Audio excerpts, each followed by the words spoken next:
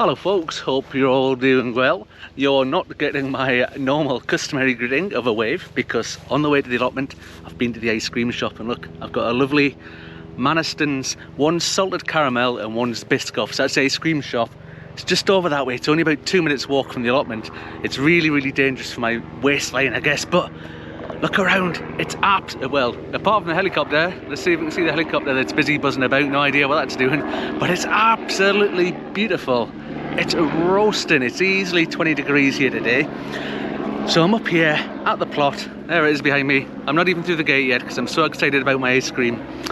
But I've got a load of stuff planned to start getting things ready for autumn, start getting stuff ready for winter. There's a bed I've got to clear out, ready to get stuff in. I'll talk about the plan around about that a little bit more later on. And what else have we got? We've got nematodes, got to put some more nematodes down to keep the pesky slugs away. So anyway, I'm going to go off and finish this delicious looking ice cream, and I'll be back with you in just a moment. Right, I'm back and I'm full of delicious ice cream and ready to go.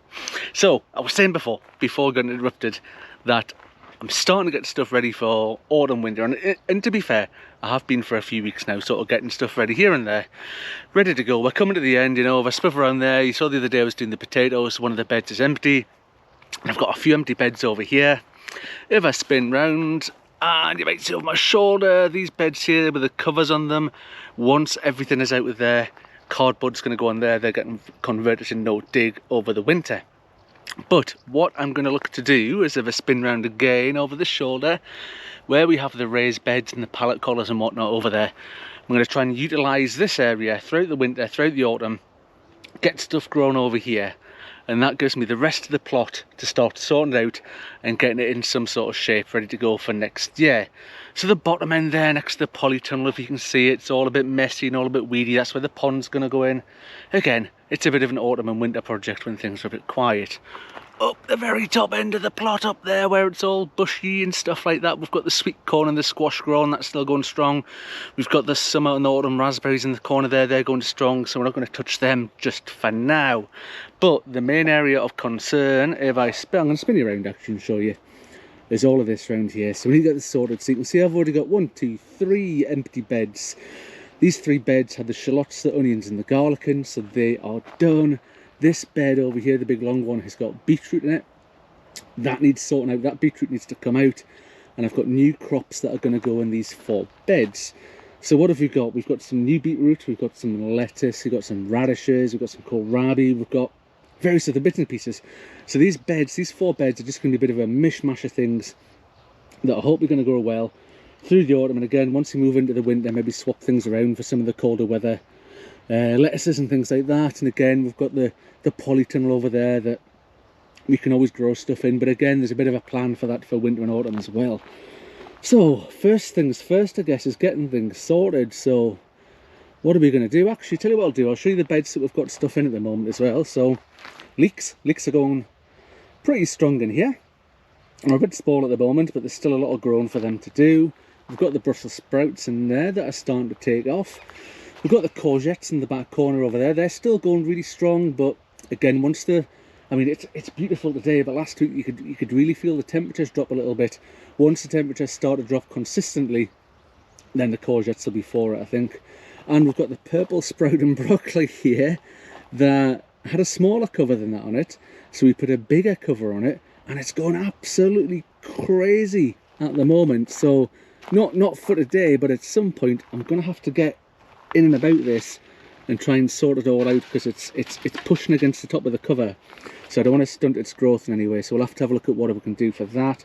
But there's still loads of cabbage white butterflies knocking about at the moment, so I don't want any brassicas uncovered, because the cabbage white butterflies will come along and lay all their eggs and we'll end up with millions of blooming caterpillars. Anyway, first things first is we're going to clear out this bed, get the beetroot out of there. Last of the beetroot, we'll see what it's like. I'm a bit worried. Some of it's going to be a bit big, a bit woody, but we'll not worry too much about that. Once this bed's sorted, and especially all these beds around here, but all of the plot, if we have a quick spin around, I've got nematodes to go down. Now, let me spin you back round. I'm back. Instead of just talking to a bed full of plants, we've got nematodes to go down. Now, we use the nematodes for the slugs a good few months ago, and I tell you what, they've been absolutely brilliant. I've hardly seen any slugs or snails throughout the whole plot for the whole of this year, and they've been great. So once you've had them down for a few months, you're supposed to do another application of them. As with everything, seems to be this day, whether it's Nando's running out of chicken or whether it's McDonald's running out of milkshakes, lots of places ran out of nematodes, so I couldn't get any when I needed them. But I've got some now, they're back in stock. I managed to get some, so I need to get them out today. So we'll be getting that done as well. I'll not do too much on that because I've got another video on nematodes when I did them earlier in the year. I'll put a wee link to that up there if I remember to do it, and you can go and see that if you want to see how they get put down. But first things first, let's get this bed cleared out and see what we can do on the back of that. So one of the advantages of using the new GoPro camera is I can just attach it to a fence post like that using the stand thing that it comes with, which is absolutely magic. So I can just attach it to things and film it from here. It's absolutely brilliant. So let's get these clips off. Was around, I can already see some weeds in there. We get this stuff everywhere. This rose bay willow herb. Apologies if you're losing the sound a little bit there as I walk away, but I'm back. Let's take this off. Some of these beetroots, I think, in fact, let's move that over there. Some of these beetroots, I think, are going to be absolutely massive. Probably, said before, probably a bit too big. I'm hoping the golden ones down at the bottom there is going to be all right. But the advantages of having the wood chip paths is we can just take the weeds out and throw them on the wood chip paths, and it'll all mulch down and become material that I can put on the beds eventually. But we've got beetroots like that. That's actually a pretty good size. Yeah, it is. That's a little bit smaller. Some of these were singly sown, some of them were multi-sown. You see, look at this. I mean, you look at that and you're like, wow, look at that massive beetroot, it's giant. The chances are it's got too big and it's going to be woody. And if you've ever felt it or tasted it or cut a woody beetroot, you'll know what I mean by the difference in the texture, and that is really, well, I don't even know how to describe it, but it's not the nicest. Again, that one, look at it, it's absolutely massive, and there's woodlice on there. Do woodlice like beetroot? I don't think they're eating them. I think they're just hiding in there for a sleep.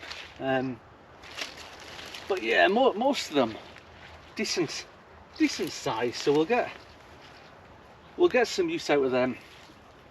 You know, blooming weeds. That rose bay willow herb, that's that one. I can usually never remember the name of things, but that rose bay willow herb is one that's it's everywhere.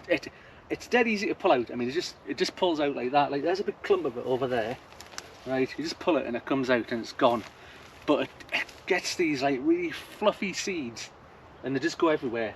So it spreads like crazy, and I'm sure everybody has it. Everybody's got it. Whether it's in your garden at home or whether it's on your plot, I'm not sure, but it's every blooming where. See, big ones again. But tell you what I'll do. I'll fast forward this bit rather than watching me pull every bit of this beetroot out. We'll fast forward this, and I'll show you what I've got at the end. Then we'll get on with some prep.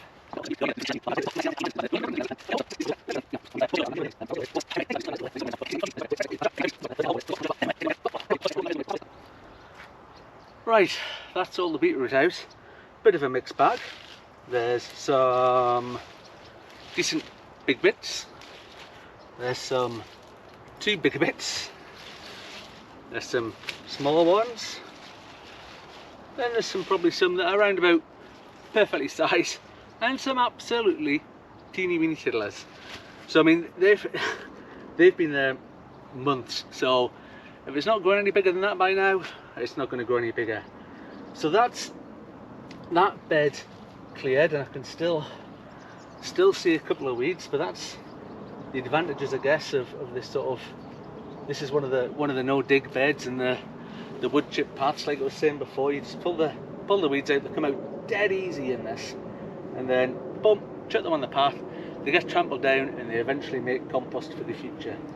And I can see some horrible looking creatures over here that look like caterpillars, and I really don't want caterpillars in any of my beds, so they're going to be getting dispatched, I think, ASAP. Yeah. And when I say dispatched, I'm not going to squash them or anything like that. I'm going to go all the way over there. Well, you probably can't see me there. I'm going to go all the way over there to where the edge of the sort of the woodsy bit is, and I'm going to put them in there because they're still important to the ecosystem and everything else that's going on. Yes, I don't want them in my beds. I don't want them eating things. Quite frankly, I don't want them anywhere near my stuff. Do they need to exist? Do they need to survive? Do they need to grow and live? Yes, they absolutely do.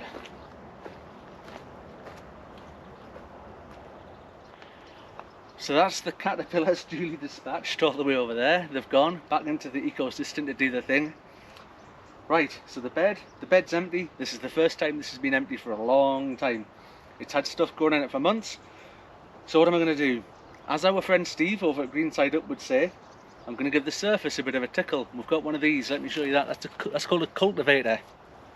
And although this is no dig, so I'm not going to turn the soil over, but all this does is it just gently loosens the surface on here, and that's going to be important because it's just any sort of shallow set weeds that are in here.